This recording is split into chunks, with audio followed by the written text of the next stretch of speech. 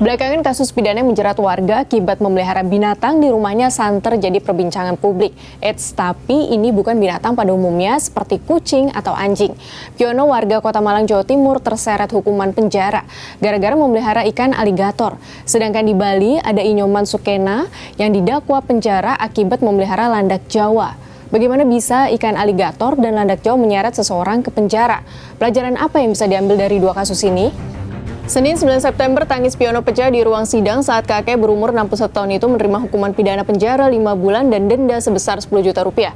Warga Kota Malang tersebut divonis bersalah oleh Majelis Hakim Pengadilan Negeri Malang karena memelihara 8 ekor ikan predator jenis aligator di kolam miliknya.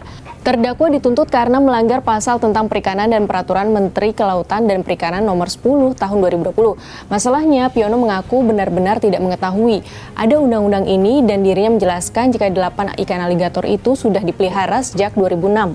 Hal serupa dialami Inyoman Sukena. Pada 29 Agustus, dia bahkan menangis histeris di luar sidang PN Denpasar setelah jaksa mendakwa dirinya dengan hukuman 5 tahun penjara akibat memelihara landak Jawa. Pada Kamis 12 September kemarin, sidangnya berlanjut. Hasilnya, hakim mengabulkan permohonan penangguhan penahanan Inyoman Sukena. Dari kasus Piono memelihara ikan aligator dan Inyoman Sukena memelihara landak Jawa ada kesamaan, yaitu keduanya mengaku tidak tahu soal aturan pelarangan memelihara hewan-hewan jenis ini. Lembaga Konservasi Fauna WWF Indonesia pun angkat bicara terkait kedua kasus ini.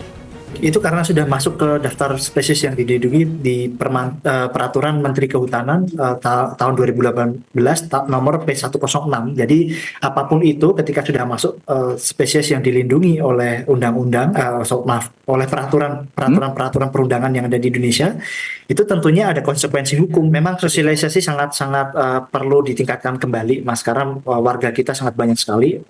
Ada jutaan orang Indonesia yang kemudian tidak setiap hari terpapar isu yang seperti ini nih. Jadi itu yang memang PR, termasuk kami sendiri WWF juga masih mengalami banyak tantangan untuk melakukan upaya edukasi, penyadartahuan, bahkan juga upaya-upaya aksi untuk konservasi di tingkat lapangan maupun untuk penyadartahuan publik.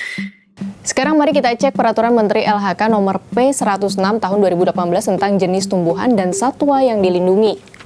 Landak Jawa atau Histrik javanica ada pada urutan nomor 71 satwa yang dilindungi. Saat mengecek daftar lebih ke bawah lagi, ternyata masih banyak daftar tumbuhan dan satwa yang dilindungi. Untuk satwa yang dilindungi ada 787 hewan, sedangkan flora ada 117 tumbuhan.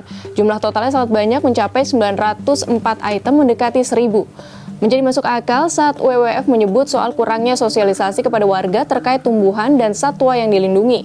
Selanjutnya terkait larangan memelihara ikan aligator, hal ini tertuang dalam Peraturan Menteri Kelautan dan Perikanan nomor 19 tahun 2020. Berdasarkan peraturan menteri tersebut, terdapat 75 jenis ikan yang dikategorikan membahayakan dan merugikan, antara lain aligator, African tigerfish, arapaima, red devil, ikan sapu-sapu, dan piranha.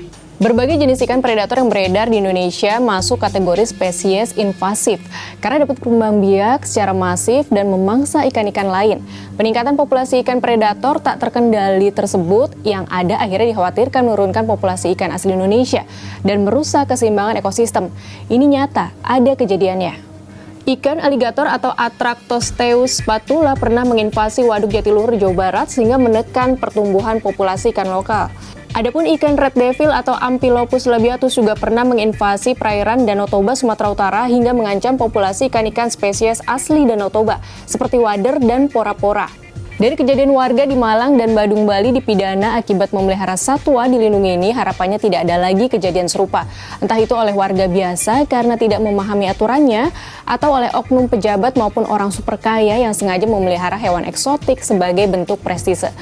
Membiarkan satwa non-hewan peliharaan hidup di habitat aslinya adalah hal terbaik yang bisa dilakukan untuk keberlangsungan ekosistemnya.